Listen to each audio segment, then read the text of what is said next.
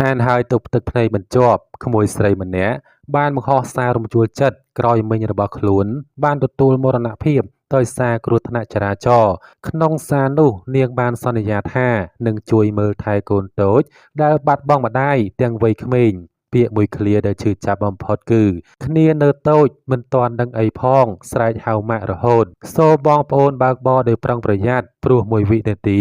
អាចបដូរជីវិតគ្រួសារមួយទាំងមូលបានម្ចាស់គណនី Facebook មួយដែលមានឈ្មោះថាពីលីកាពេជ្របានធ្វើឲ្យអ្នកលេងបណ្ដាញសង្គមរំជួលចិត្តជាខ្លាំងពេលឃើញសកម្មភាពគាត់អង្គុយផាត់មុខលាបក្រែមជូនសពអ្នកមីងជាលើកចុងក្រោយការបាត់បង់នេះវាពិតជាក្តុកក្តួលទៅហើយតែពាក្យចុងក្រោយរបស់គាត់រឹតតែធ្វើឲ្យយើងខ្លោចចិត្តថែមទៀតគាត់បានផ្ដាំទៅអ្នកមីងថា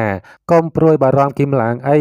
គាត់សន្យាថានឹងជួយមើលថែគឹមឡាងឲ្យបានល្អបំផុតដើម្បីឲ្យអ្នកមីងអាចបិទភ្នែកទៅកាន់សុគតិភពបានស្ងប់សុខនេះហើយជាទំហំទឹកចិត្តនិងក្តីស្រឡាញ់របស់ក្រុមគ្រួសារទោះបីជាដង្ហើមចុងក្រោយក៏នៅតែចង់បំពេញបំណងប្រាថ្នានិងផ្ដល់ភាពកក់ក្ដៅឲ្យគ្នាទៅវិញទៅមកសូមបងប្អូនចូលរួមខមមិនបួងសួងជូនដំណើរគាត់ទាំងអស់គ្នាដើម្បីបានទៅកាន់សុគតិភពជីវិតក្មួយស្រីគឹមឡាងពិតជាកំសត់ណាស់ព្រាត់ម្ដាយតាំងពីអាយុ6ខែ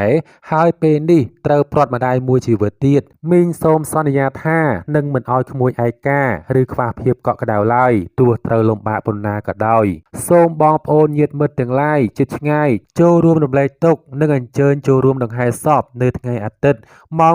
7:30 នាទីទៅបូជានៅវត្តត្រពាំងសួគ៌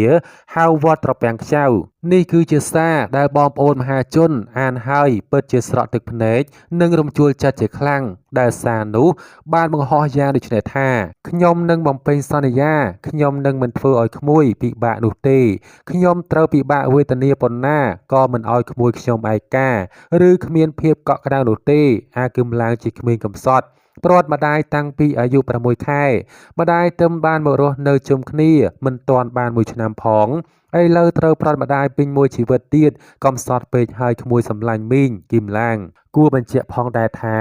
មានករណីគ្រោះថ្នាក់ចរាចរណ៍មួយបានកើតឡើងដែលធ្វើឲ្យបងប្អូនអ្នកខេត្តកំពង់ឆ្នាំងបានស្លាប់ចំនួន6នាក់នៅក្នុងហេតុការណ៍គ្រោះថ្នាក់ចរាចរណ៍សពទាំងអស់ត្រូវបានធ្វើពិធីបន់រួមគ្នានៅភូមិក្រឡាញ់ឃុំអូរិស័យស្រុកកំពង់ត្រឡាចខេត្តកំពង់ឆ្នាំងយើងសូមចូលរួមរំលែកទុក្ខយ៉ាងក្រៀមក្រំបំផុតដល់បងប្រុសបងស្រីប្អូនប្រុសប្អូនស្រីនិងក្រុមគ្រួសារសូមឲ្យវិញ្ញាណក្ខន្ធអ្នកទាំងអស់បានទៅកាន់សុគតិភពសូមបងប្អូនកម្មករកម្មការិនីនិងប្រជាពលរដ្ឋទាំងអស់សូមបើកបរដោយស្មារតីប្រុងប្រយ័ត្នខ្ពស់ជានិច្ច